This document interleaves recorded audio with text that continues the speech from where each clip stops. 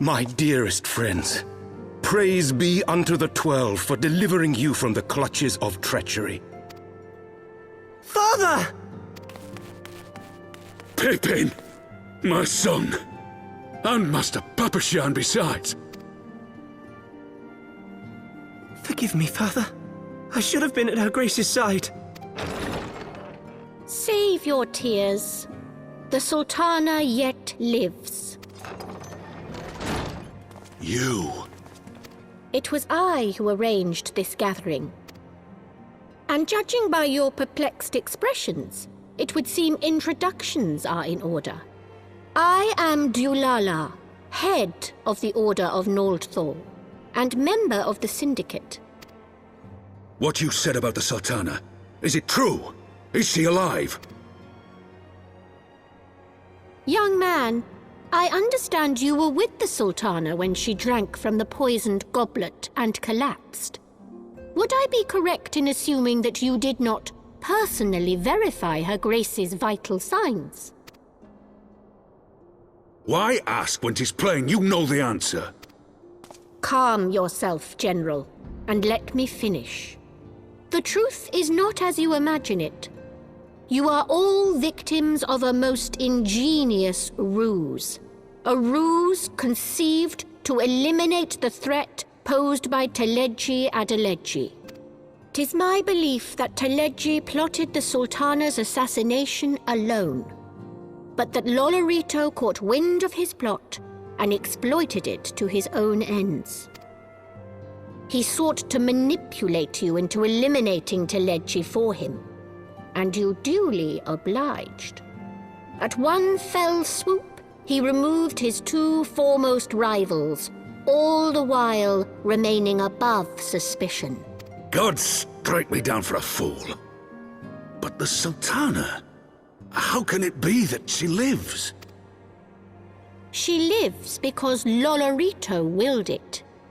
Her own lady-in-waiting is but one of his many little birds.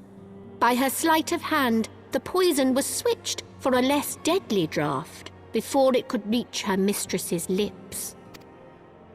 Some manner of sedative, perchance, of a potency sufficient to induce a slumber like unto death. Were I to guess, I would say her grace is being held somewhere, dreaming dreams of a brighter Uldar, even as we speak. Oh, Nanamo. I will never forgive Lolorito for his part in this. Though Lolorito's hands are far from clean, they did pluck her grace from the jaws of death. That must count for something. And though one may call the man's methods into question, it cannot be denied that he knows the value of stability, to the very gill, like as not. He craves power, 'tis true, but he has no desire to depose the Sultana.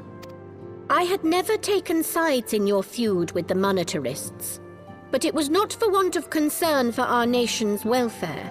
Indeed, 'twas out of the desire to see order restored that I furnished your Far Eastern friends with information, and arranged this gathering.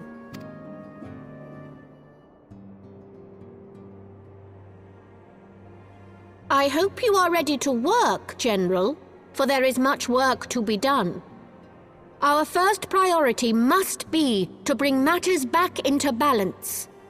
Lest you forget Her Grace's words, the true wealth of Uldar lies in the health, happiness, and hopes of her people. As for the more worldly kind of wealth, I am content to let Lolorito help himself to whatever Teleji Adeleji left behind. You, meanwhile, must do that which you alone can do. Rescue Her Grace and take your place at her side once more, for her sake and that of our nation.